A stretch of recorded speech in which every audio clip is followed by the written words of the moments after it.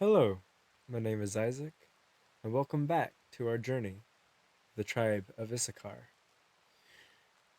Previously, we had seen the three tribesmen and, well, the two tribesmen, one tribe's lady, get into the wilderness, driven there by blood murderers. We've seen them fight against the elements, fight against their own insanity, to set up a small base, trying to form a niche of the world to themselves. Today we'll be continuing, expanding ourselves, getting ready, making sure we're ready for any kind of raider that wants to put an end to our lives. Any foul being. It would be a disaster for something like that to happen. First one to awake is Jordan, who quickly gets a meal of pemmican. There's not much left of that. It is a very big shame. There is a psychic drone, a low one for females. It's going to affect Fawn greatly, I feel like. Minus 12 mood. It's a good thing that she has low expectations and we're still initially optimistic about us being here, trying to form something out of nothing in this wilderness. Issachar finishes up the field of rice. Life continues on as the tribesman and lady harvest things, harvest berry bushes, to be exact. That will help our dwindling supply of food ever so slightly until our rice can be grown. There's a dead raccoon, missing 29% of its body parts, but hey, fair meat is fair meat.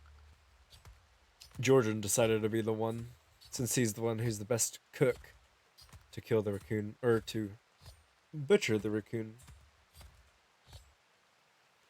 He gets a healthy portion of meat and some light leather. How splendid.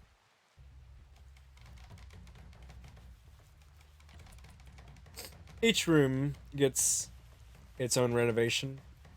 Jordan's house gets another research bench along with a stool to help Jordan with for somebody to help Jordan with the research of more complex items. Our tribespeople are building a fence for our three donkeys. If I haven't introduced them to us, let's get our animals out. Donkey Mongoose, Donkey Nicholas, and Donkey Waldo.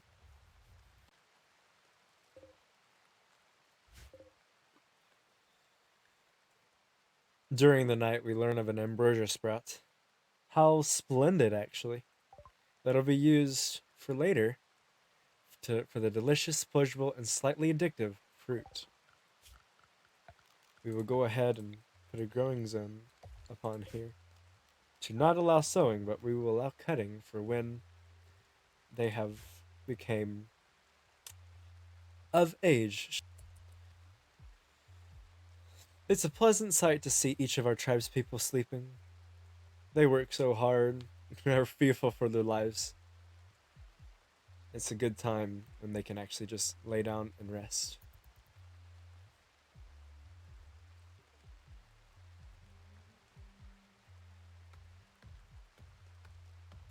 Issachar is the first one to awaken. He chops down trees, grabs a bite to eat, and continues back. We have to get the small pen in tip-top shape for our lucky animals. It'll be a spectacular thing, for sure.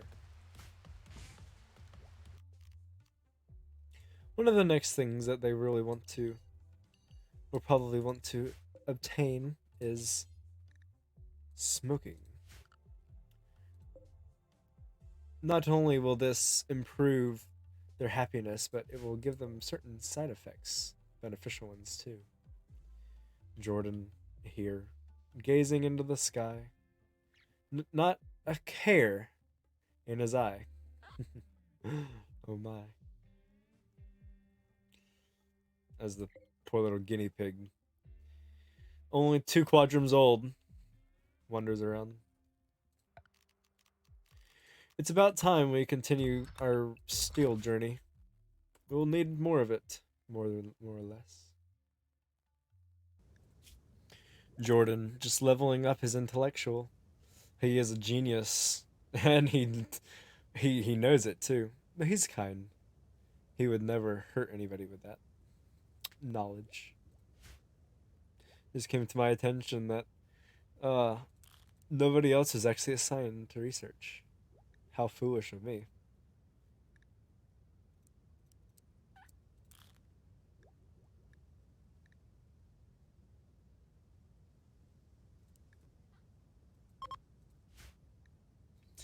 It is a good news in our eyes or ears that the second drone has ended.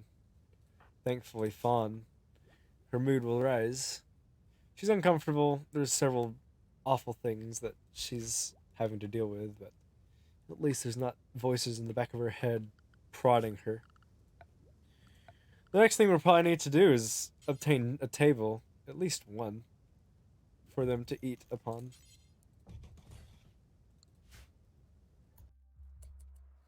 Fawn slaving away at the steel in front of her eyes. Such a hard thing to do, but she absolutely enjoys it. Knowing that every little bit that she gets, this 31 steel, will help the greater good of the tribe. Speaking of the greater good, it's what she believes. Fawn, for social, she believes in the tribe of Issachar. It is a loyalist group. Everybody works together for their own. They believe in God. He created all life. And they have several different things that they worship and rely upon. They have wonderful relics, the arm of God, the fist of God, and the cut of God.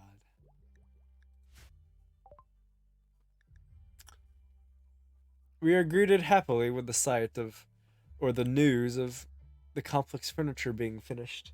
No more having to sleep upon the ground. We can sleep in a nice, comfortable bed. With many other things, too. But this does raise an important question. What shall we learn about next? Stone cutting, smithing, complex clothing? What? The great bow would be a great thing for killing our enemies, but so would smithing. We're unsure, so we will go with stone cutting. Seems like the most optimal answer right now. You can build truly many things with stone. Here in view, the wee hours of the morning, we see our entire tribe sleeping. All three inhabitants, along with all three animal inhabitants. It's an interesting thought to see that they're not in their pen. I don't completely understand why, but no need. They're happy. They don't have to worry about not getting food either. One benefit of the stone cutting is we'll be able to get rid of all these chunks and actually get something useful out of them.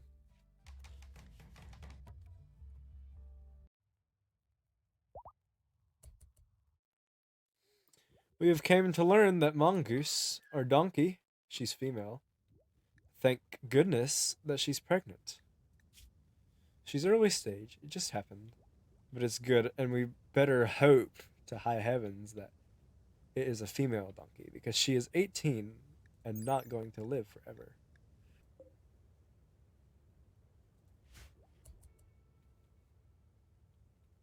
A little bit of coaxing, we now have all three of our donkeys inside of our pen. With heavy hearts and with heavy eyelids and weary minds, our tribe's people once again sleep. The whole a whole calm comes across the map as everything lays its head in slumber. at the hour of midnight, we come to a close of this day of our journey with the Tribe of Issachar.